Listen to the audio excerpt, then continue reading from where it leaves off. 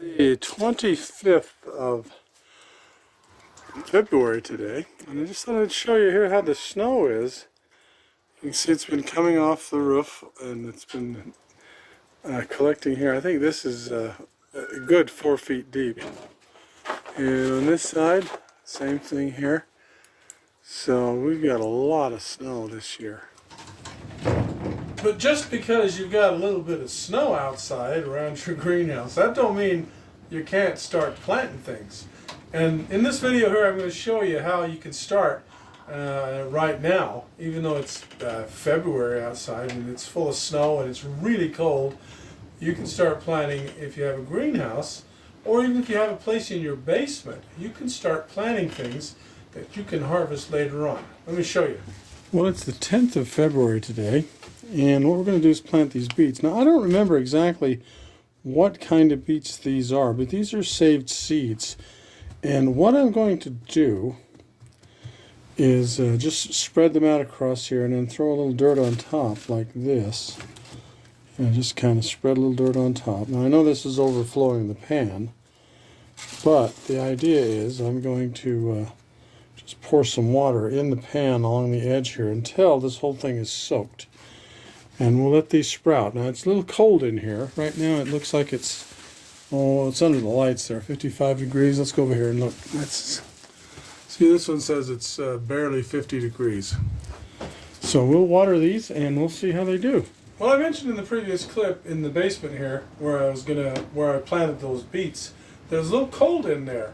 And you know, the beets will sprout in that kind of cold, but they'll do a lot better if you get them nice and warm.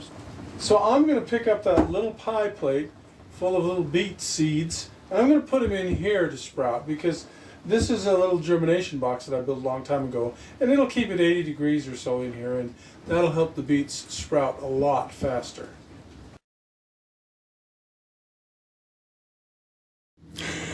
Well, today's look at the beets here. Look at that. They are sprouting. It doesn't take too long. I can't remember how many days that's been, but I'll put that on the bottom. But they are sprouting. They're doing pretty good. So now we got to, hopefully they don't grow too fast, because we're going to transplant those in about 3 weeks, hopefully.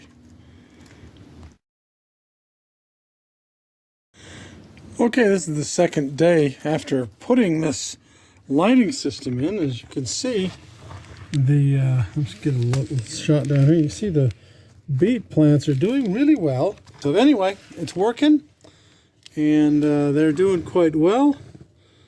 They're coming up, and we'll have to see how it goes. Anyway, this is pretty good. Well, it's been about 10 days since the last update on these beets that I'm growing in here.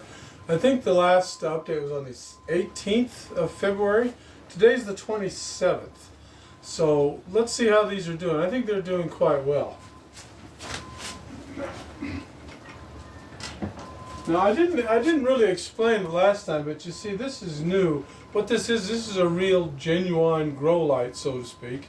And so I installed that about a week ago. Now I put the light in there, the grow light in there, because I've got these beets, these seedlings that are coming up, and I didn't think there was enough light to keep them from being leggy. And I'm going to plant them probably in another few weeks. So and it's working quite well. This grow light is really helping. Let me show you how these are coming along.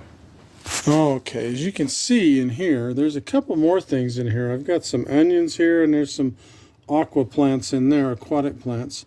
But let me get down here and get a good look at this, the beets, how well they're doing. Let's see, there we go. See, they're doing quite well. There's quite a lot of them. They're doing quite well. Now, some of the other things that you might see in here, I've put some garlic in here and just put them in a little bit of water, and they're sprouting quite well. And I've got some, I think these are peas in here. As you can see, there's one coming up. Anyway, they're doing quite well. The beets are coming up, and the plan is when they get maybe this tall or something like that, as soon as there's a little bit of a bulb on the bottom, I'm going to transplant these out into the main greenhouse and put them, in the proper order.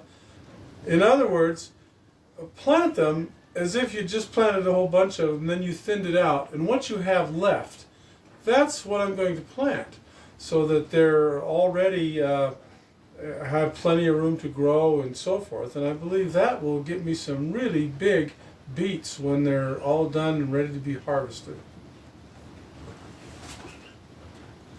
Now, the next thing I'm going to be planting in this grow bed here, or this germination box, is some brassicas, cauliflower, broccoli, maybe some cabbage, and I'm not sure if I want to try Brussels sprouts, because Brussels sprouts take a long time to grow and they're quite finicky. They're really difficult to do. But I might try them again this year anyway. So I'll start them in here, and when they get big enough to be transplanted, I'll transplant them out in the big greenhouse too. So when I start those, I'll do a little video on those to show you how that goes.